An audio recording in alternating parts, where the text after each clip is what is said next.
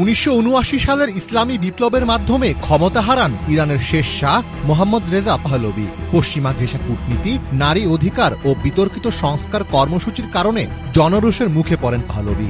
অর্থনৈতিক সংকট ও ব্যাপক বিক্ষোভের জেরে দেশ ছাড়তে বাধ্য হন তিনি। এরপর আয়াতুল্লাহ খামেনির নেতৃত্বে ইরানের প্রতিষ্ঠিত হয় ইসলামী প্রজাতন্ত্র।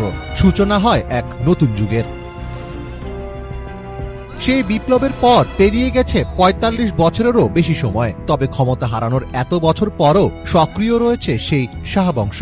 শাহ পরিবারের উত্তরসূরি রেজা পাহলভি বর্তমানে যুক্তরাষ্ট্রে নির্বাসিত জীবনযাপন করছেন এবং ইরানের ইসলামী প্রজাতন্ত্রের বিরুদ্ধে আন্তর্জাতিক মহলে প্রচারণা চালাচ্ছেন। রেজা পাহলভির কন্যা প্রিন্সেস নূর পাহলভি মানবাধিকার, নারীর অধিকার এবং ইরানে গণতান্ত্রিক পরিবর্তনের লক্ষ্যে কাজ করেন এবং ইরানে নারীদের অধিকারের পক্ষে বিভিন্ন সময় বক্তব্য রাখেন। তাদের দাবি, ইরানের বর্তমান শাসন ব্যবস্থা জনগণের সমর্থন হারিয়েছে এবং এটি পতনের পথে রয়েছে।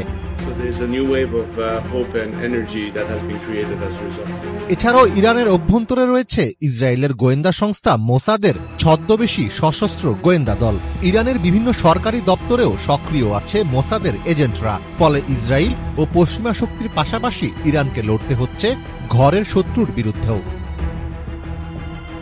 গত ১৩ জুন ইসরায়েল অপারেশন রাইজিং লায়নের মাধ্যমে ইরানে চূড়ান্ত অভিযান শুরু করলেও এই অভিযানের পরিকল্পনা চলছিল গত কয়েক বছর ধরে। এই দীর্ঘ সময়ে মোসাদের গোয়েন্দাদের বিপুল পরিমাণে বিশেষ অস্ত্র গোপনে ইরানে পাচার করার এবং দেশজুড়ে সেগুলো ছড়িয়ে দেওয়ার দায়িত্ব দেওয়া হয়েছিল, যাতে নির্ধারিত সময়ে নিশানা লক্ষ্য করে সেগুলো ব্যবহার করা যায়।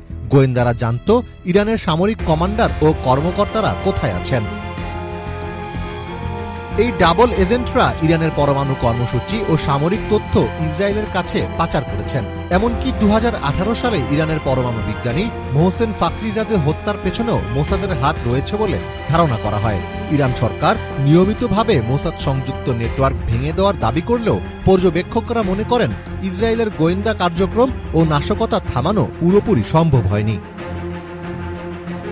রেজা পাহলভি ও শাহ বংশ সরাসরি মোসাদের সদস্য নয়, তবে রাজনৈতিক ও কৌশলগতভাবে মোসাদের উদ্দেশ্যকে সমর্থন করছেন তারা। শাহ বংশের উত্তরসূরি রেজা পাহলভি পশ্চিমা সমর্থন নিয়ে ইরানে গণতান্ত্রিক পরিবর্তনের ডাক দিচ্ছেন, তবে তার বাস্তব প্রভাব সীমিত। ফলে ভবিষ্যতে মোসাদ বা শাহ বংশের প্রচেষ্টা কতটা সফল হবে তা নির্ভর করবে ইরানের অভ্যন্তরীণ রাজনৈতিক অস্থিরতা, জনগণের মনোভাব ও আন্তর্জাতিক সমর্থনের উপর।